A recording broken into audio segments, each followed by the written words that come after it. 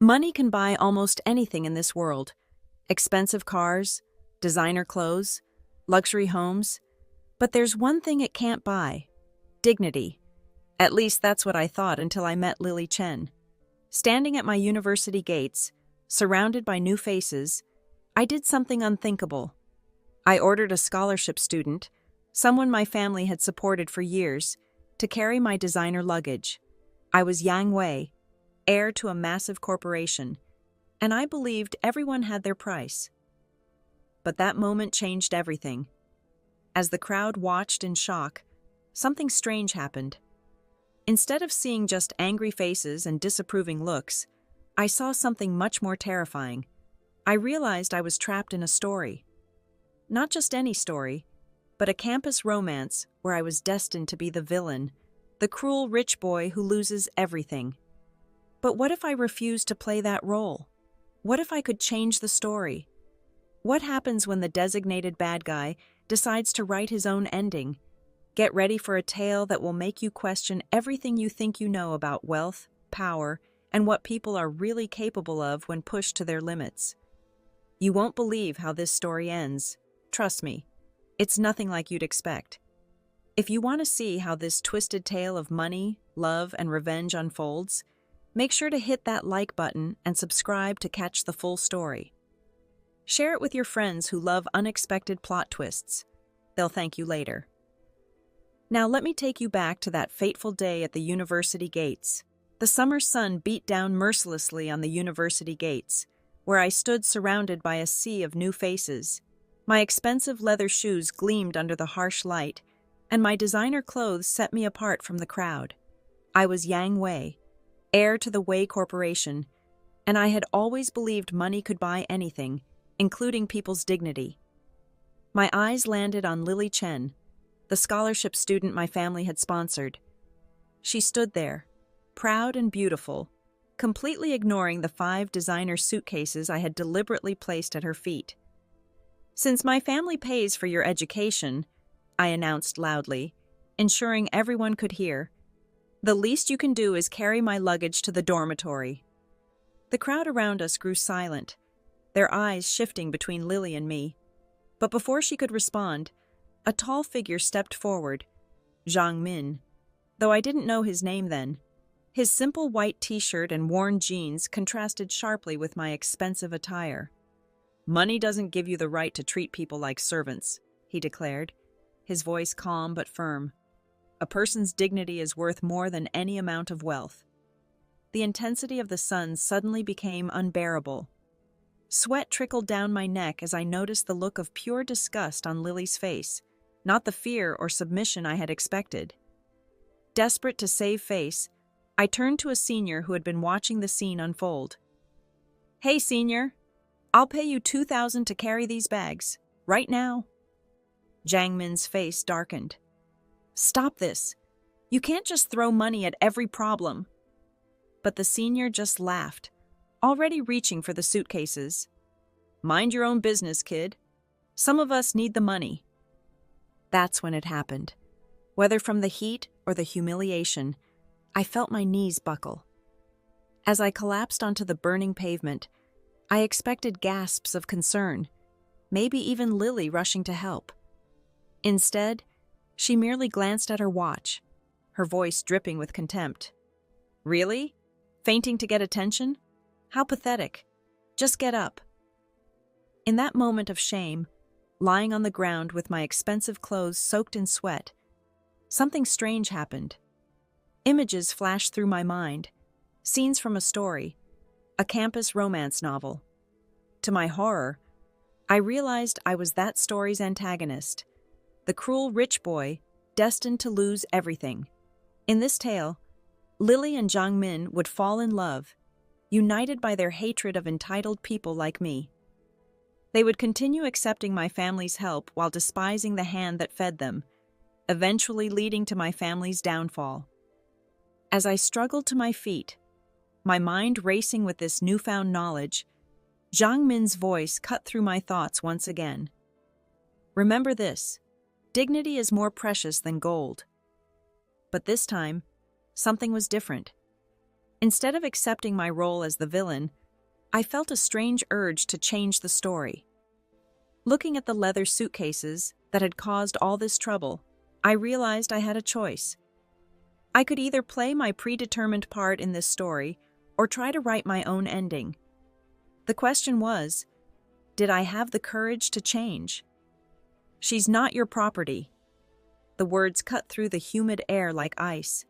I turned to find Charles Wang, a third-year student, staring at me with undisguised contempt. I recognized him from earlier.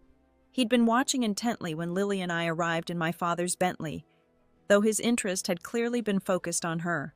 My head was still spinning from my earlier realization about being in a story, but my pride wouldn't let me back down. I gestured at my expensive luggage scattered on the ground. For 3 years, my family has invested hundreds of thousands in her education. Without us, she'd still be serving tables at some cheap restaurant. Is it really too much to ask for a small favor in return? Charles's handsome face creased into a frown, but his voice remained measured, almost teacherly. "Lily earned her place here through hard work and talent.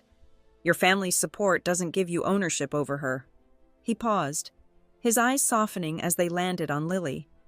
"Besides, struggling through hardship builds character. Mark my words. One day, she'll achieve more than you ever will." I watched as Lily's cold facade melted under Charles's defense. Her eyes, usually sharp with disdain when looking at me, now sparkled with something warmer. "Thank you," she whispered, her voice carrying a gentleness I'd never heard before. The change in Charles was immediate and obvious. A slight blush crept across his cheeks, and his stern expression softened. "Listen," he said, leaning slightly toward Lily. "You should never tolerate bullying. Our university has plenty of resources: scholarships, financial aid, part-time work opportunities. You don't need to rely on people who'd use their help to control you." The way he said "people" made it clear he meant me. The sun continued its merciless assault, and sweat was now soaking through my designer shirt. "Enough of this," I snapped, turning to spot another senior wearing a welcome committee badge. "Hey, 2,000 for carrying these bags to my dorm. Interested?" The senior's, Leon's, eyes widened at the offer, but before he could reach the luggage, Charles stepped between us. "This is exactly what's wrong with society," he declared. "People like you think money can solve everything." But Leon wasn't having it. He shouldered past Charles with surprising force. "Back off, Mr. Perfect. Some of us actually need to work for our money. Stop acting so high and mighty." The shock on Charles's face was almost comical. "Leon, you're running for student union vice president. How can you support this kind of behavior?" Leon turned to face Charles, his expression hardening. "Not everyone has the luxury of choosing morals over meals," he shot back. The tension between them crackled in the hot air, making the already uncomfortable atmosphere even more stifling. Standing there, watching this drama unfold, I couldn't help but notice how everyone had fallen perfectly into their roles: the righteous senior, the grateful damsel, the struggling student tempted by money. Everyone except me. Because now, knowing this was all part of a predetermined story, I found myself wondering, was there a way to change how this tale would end? Leon's voice took on a mocking edge as he faced Charles. "Part of welcoming new students is helping them settle in, isn't it? He's offering fair payment for honest work. If you're so concerned, why don't you help instead of just preaching?" Charles's face drained of color. "Keep your dirty money," he spat, turning away dramatically.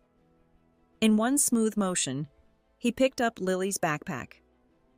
"Let me show you to your dormitory," he offered, his voice honey-sweet. No payment needed, of course. The transformation in Lily's response was striking. "Thank you so much," she said, her voice warm and genuine, a far cry from the cold disdain she'd shown when I was lying on the ground earlier. As they walked away together, Leon watched them with a knowing smirk. "Rich kids and their pride," he muttered under his breath, before turning to me with a completely different expression, eager and accommodating. "Young master, Shall we get your luggage moved? It took Leon 2 trips to haul all my expensive suitcases to the dormitory. When I handed him the promised $2,000, his face lit up like a child on Christmas morning. "You're a true god of wealth," he exclaimed, clutching the money. Then, almost conspiratorially, he pulled out his phone. "Look at this," he said, showing me the student union's group chat. Charles had been busy. His messages painted me as some sort of villain and Leon as my corrupt minion. A money-grubbing lackey, Charles had called him, urging everyone to reconsider their votes in the upcoming election. The responses flooded in quickly, all supporting Charles's righteous stance. "We stand for fairness and justice," one wrote.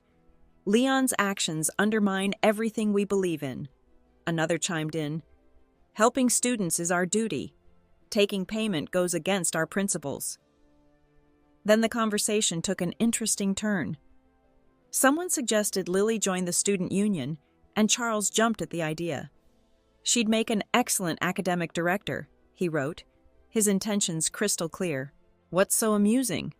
Leon asked, noticing my smile. I shook my head, still processing this turn of events. "Do you have a student union application form?" Weeks passed, and military training ended. The university buzzed with election fever. When Lily spotted me at the election event, her shock was visible. We hadn't crossed paths since that first day. Different majors kept us apart. Standing there, watching her reaction, I had an epiphany. Charles's words from that first day finally made sense. My family had sponsored Lily because we saw something special in her. Her determination, her intelligence, her potential. Why had I tried to make her bow to me? She deserved better than that. The irony wasn't lost on me. My family's support was meant to help her soar, not clip her wings. Now she was here, at one of the country's top universities, ready to build her own future. Maybe it was time I stopped being the person everyone expected me to be and started becoming someone worthy of the opportunities I'd been given. I stood at the back of the auditorium, watching the proceedings with new eyes. The irony wasn't lost on me. My family had spent years cultivating relationships with talented students like Lily, when perhaps we should have been the ones trying to earn their favor instead. Charles spotted me first, his frown deepening. "Why is he here?" he demanded, loud enough for nearby students to hear. Noticing Lily's gaze drift toward me, he quickly added, "Don't worry. Our student union has standards. We won't let someone like Sean corrupt our traditions." The election speeches began with Charles taking center stage. His voice rang with practiced authority. "As your candidate for vice president, I stand before you with a proven record of fairness and justice. Unlike certain individuals who think everything has a price tag, I won't tolerate corruption. Under my leadership, the student union's integrity will remain untarnished." Leon followed, though his speech felt hollow after Charles's passionate declaration. Then came Lily's turn. Despite being a freshman, an unusual choice for academic director, she commanded the room's attention. Charles had clearly prepared the way for her. Her speech wove a compelling narrative. Late nights waiting tables, early mornings studying, all while dealing with a spoiled young master, that would be me, who treated her like a servant. Yet through it all, she'd achieved top scores and earned her place here. The audience hung on every word. Even the faculty nodded approvingly, murmuring about her remarkable character. Charles beamed at her like a proud mentor. "Beautifully done," he said, his admiration obvious. Then it was my turn. I approached the podium, deliberately holding a sleek black credit card between my fingers. Confused whispers rippled through the audience. No one had ever given a speech with a bank card as a prop. I cleared my throat, feeling hundreds of eyes on me. "Good afternoon. I'm running for academic director. My qualification? I have resources." I paused, letting that sink in. "Choose me, and I'll fully fund the student union's activities. Team building events twice monthly. No expense spared." The credit card caught the light as I held it up. Charles exploded from his seat. "This is outrageous," he shouted, pointing accusingly. "The student union isn't for sale. We earn our positions through merit, not money. What could you possibly know about leadership?" I met his glare calmly. "You support Lily, also a freshman. What makes her experience more valuable than mine?" I kept my voice steady, reasonable. "Yes, she has integrity, something admirable and necessary. But doesn't the union need both principles and resources?" "Resources?" Lily's voice dripped with scorn. "Do you really think everyone can be bought like your other lackeys?" Standing there, facing their judgment, I realized this moment would define how my story would unfold. Would I play the villain they expected? Or could I show them a different side of privilege, one that builds up rather than tears down? The black card in my hand suddenly felt very heavy. Perhaps it was time to show them that money could be a tool for positive change, not just a weapon of control. "Money can't buy everything," I said, meeting their contemptuous stares. "Let's let the results speak for themselves." 10 minutes later, the election results appeared on the projection screen. Under Academic Director, my name stood out in bold letters. Charles jumped to his feet, face flushed with disbelief. "Who?" he demanded. "Who voted for him?" A student with wire-rimmed glasses stood up confidently. "I voted first," he declared. "Look, we're comparing two freshmen here. Shouldn't we choose the one who can bring more value to the union? Like dominoes."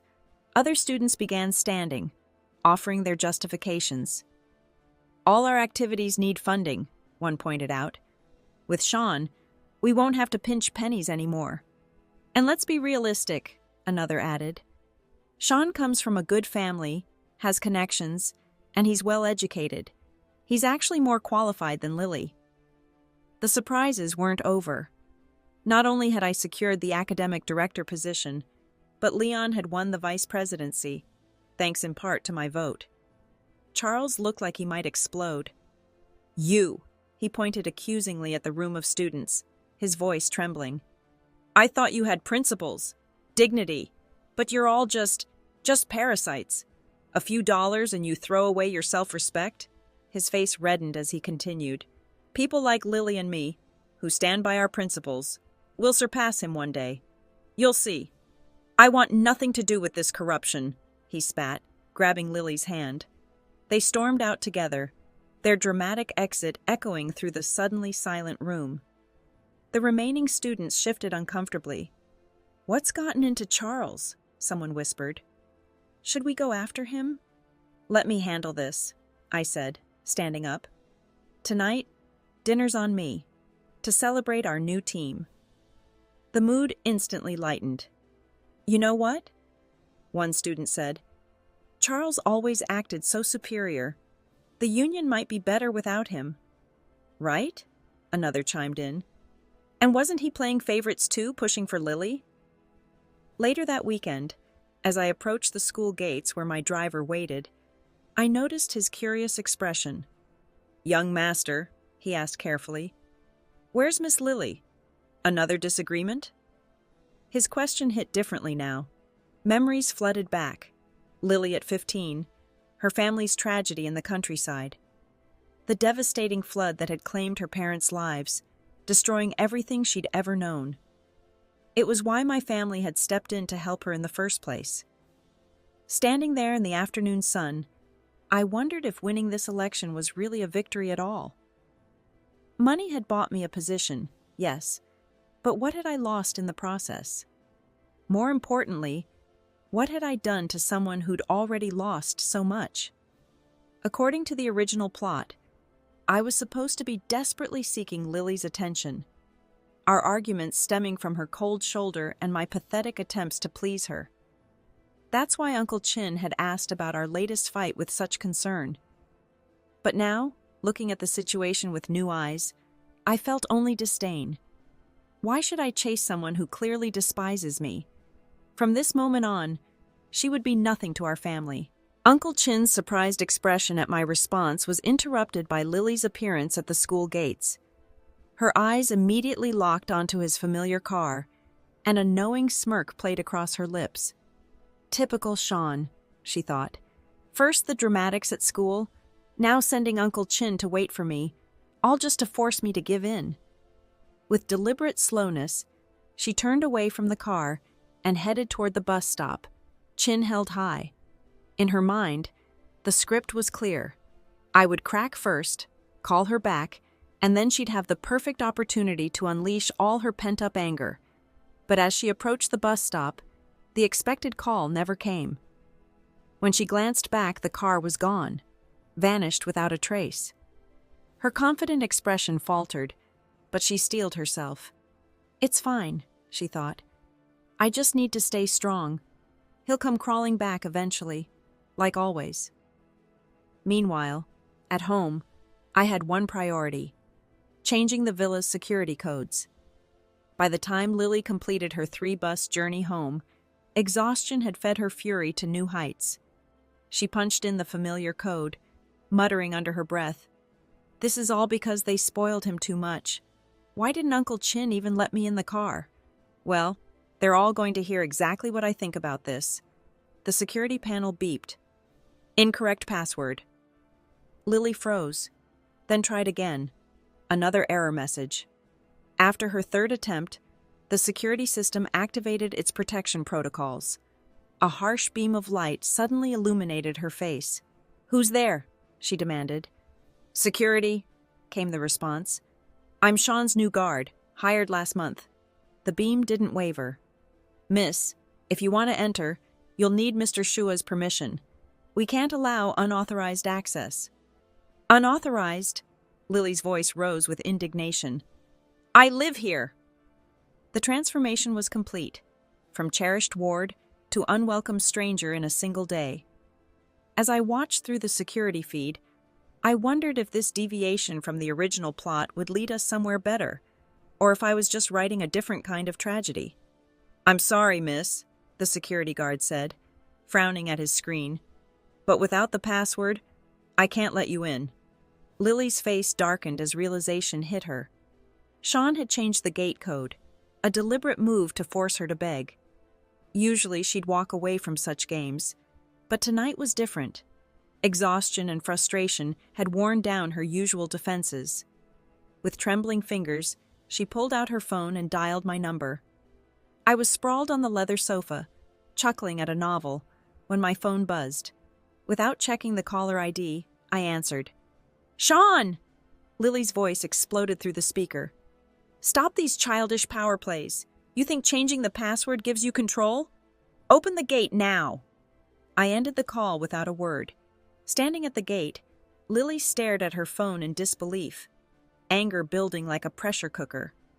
She imagined all the things she'd say once she got inside, how she'd make me understand just how petty I was being. But as minutes ticked by and darkness settled around her, the villa's gates remained stubbornly closed. Her second call came through as I was savoring a slice of watermelon.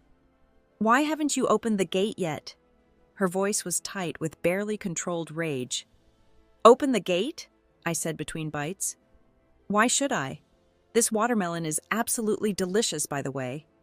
"How am I supposed to get in?" she exploded. "This is my home." I couldn't help but laugh. "Your home? Since when? Is Lily homeless now?" "I am homeless." The words burst from her like a dam breaking. "Sean, just because I won't bow to your spoiled young master act at school, you're going to humiliate me like this?" "Let's be clear," I replied, my voice turning cold. "We have a sponsor-sponsee relationship. Nothing more. I don't need your approval or indulgence. This is my home.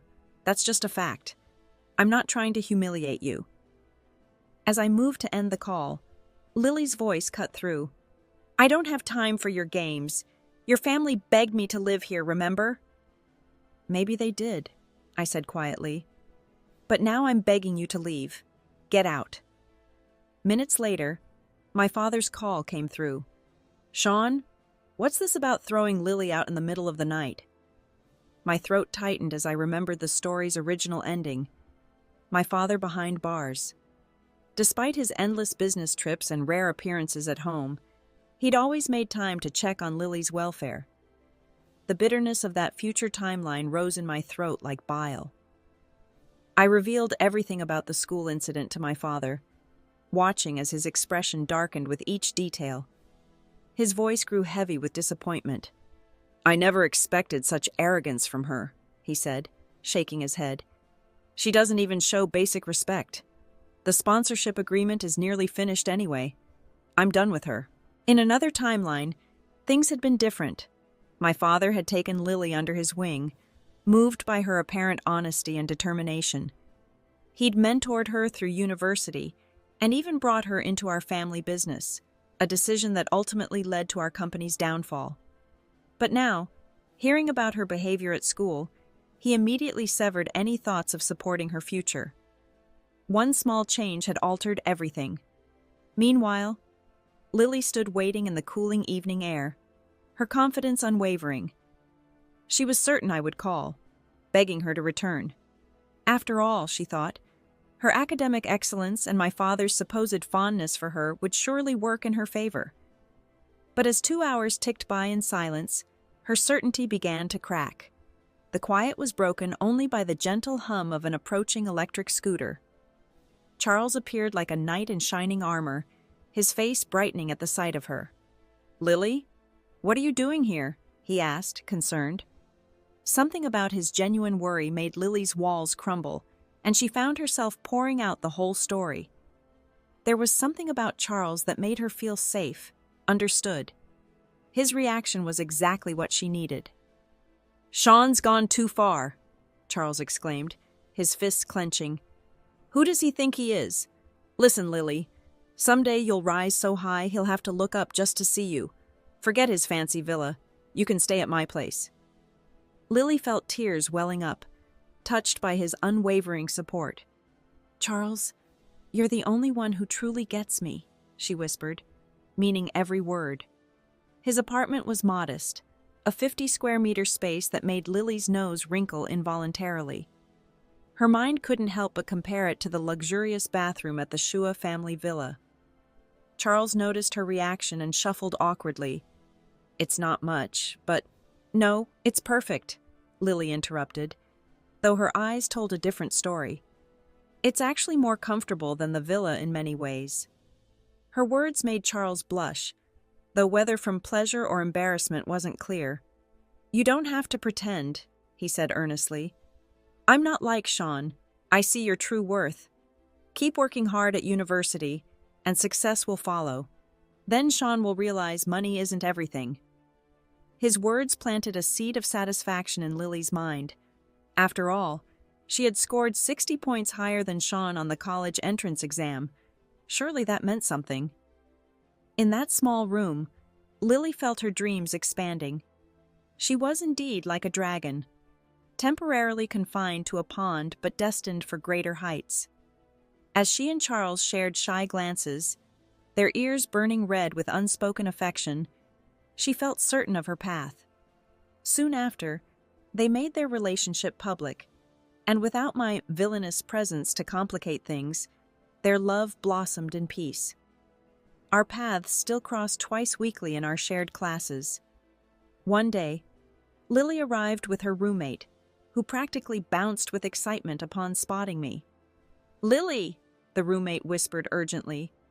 "That's Sean, right? Your high school classmate? Could you maybe get me his contact info?" Lily, who had been absorbed in reviewing her notes, felt her mood sour at the mention of my name. "Why would you want anything to do with someone so full of themselves?" she snapped. "Are you looking to be humiliated?" Her roommate looked bewildered. "Haven't you heard? He won first place in that national competition last month. Brought huge honor to our school. And he's so generous, always treating people to meals, giving gifts. Even just being acquainted with someone like him would be amazing." Though it was casual conversation, each word felt like a needle to Lily. While she had been buried in books, desperately chasing scholarships, I had apparently been climbing to new heights. The gap between us seemed to widen with each passing day.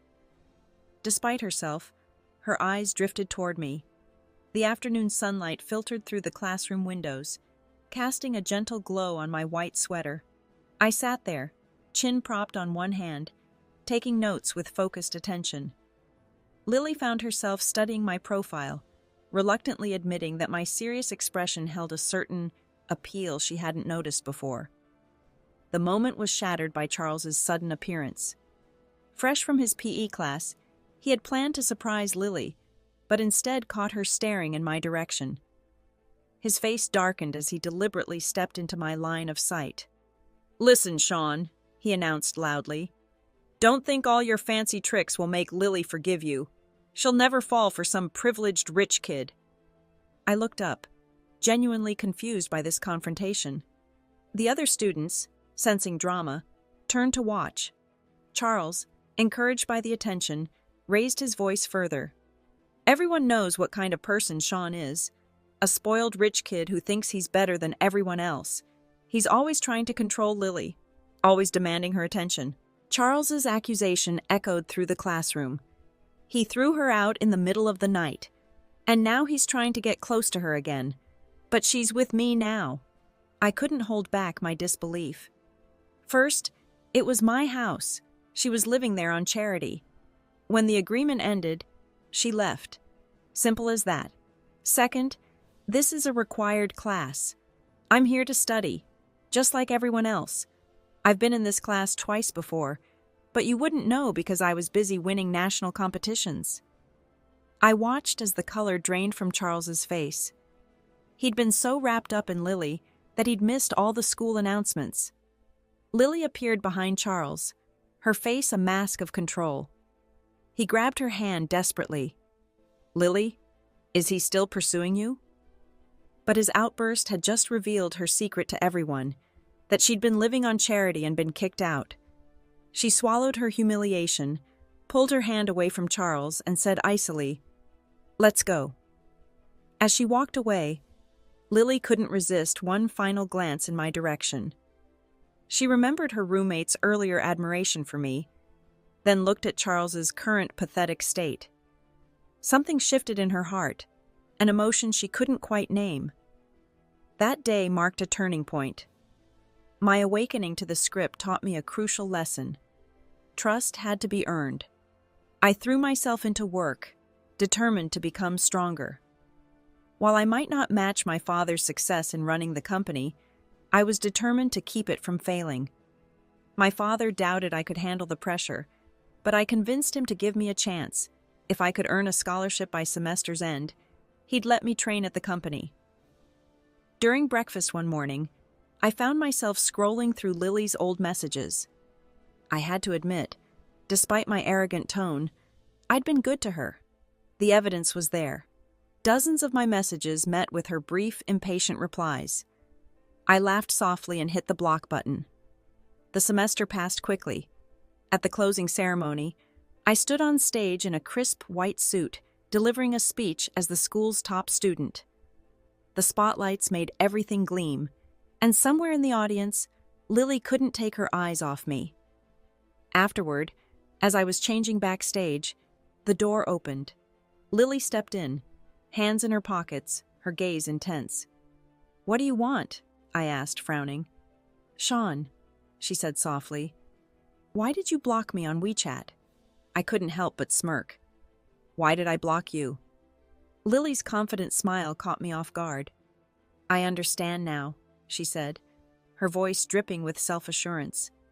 "This is all just another game, isn't it, Sean? You saw me with Charles, got jealous, and orchestrated this whole show. You wanted me to come running back, didn't you? You've always been like this.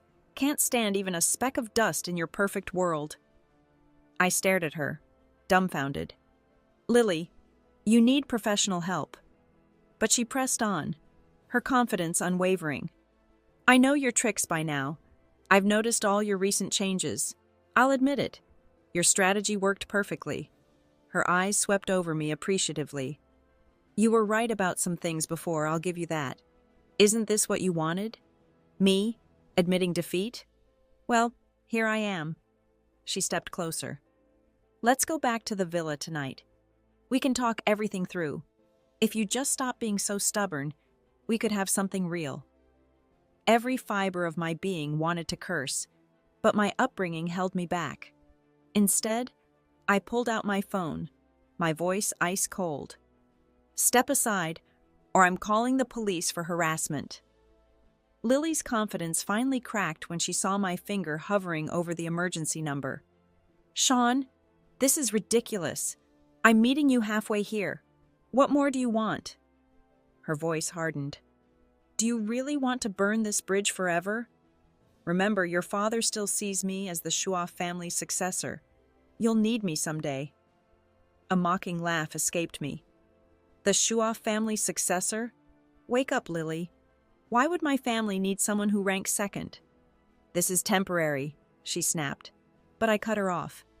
Temporary or not, it proves everything I need to know. Sure, you were clever once, but you forgot something crucial. Our family helps hundreds of people every year. Your only unique quality was your connection to me, and you couldn't even leverage that properly.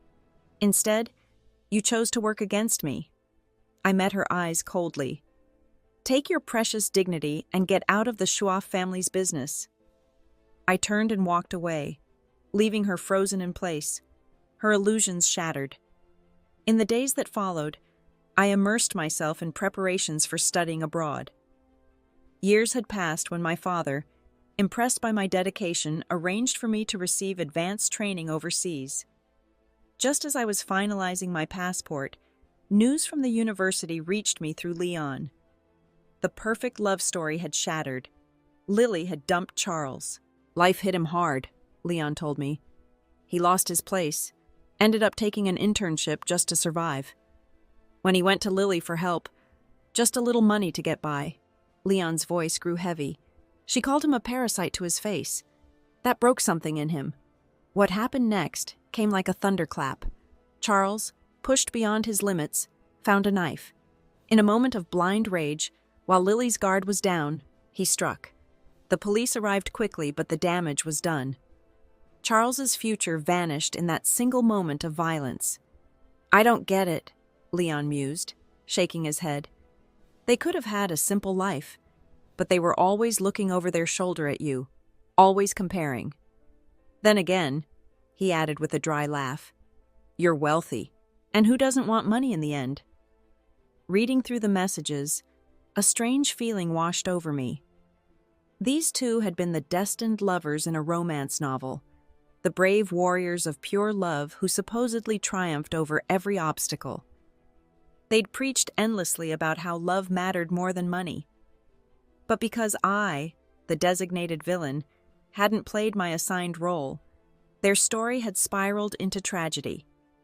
Yet sitting there, I felt no shock, no sense of wrongness. Once freed from the novel's artificial constraints, once exposed to the harsh light of reality, this outcome felt inevitable. Their perfect love story had been built on fantasy, and fantasy, when it collides with reality, rarely survives the impact. And so here we are, at the end of a story that proved money isn't always the villain. Sometimes it just reveals who people truly are. What started as a simple tale of a spoiled rich kid and a scholarship student transformed into something darker, more real. Charles and Lily, the supposed heroes of pure love, fell victim to their own impossible standards and jealousy. Their perfect romance shattered against the harsh rocks of reality. As for me, I rewrote my destiny. By refusing to play the role of the pathetic, love-struck villain, I changed not just my future, but exposed the true nature of those around me. Sometimes the real story isn't about good versus evil, or love conquering all. It's about the masks we wear and what happens when they finally crack. Who would have thought that by accepting my role as the rich villain, I actually saved myself from becoming one? While they were busy proving money didn't matter, I was learning its true value, not as a weapon, but as a tool for growth. This was a story about pride, power, and the price we pay for pretending to be something we're not.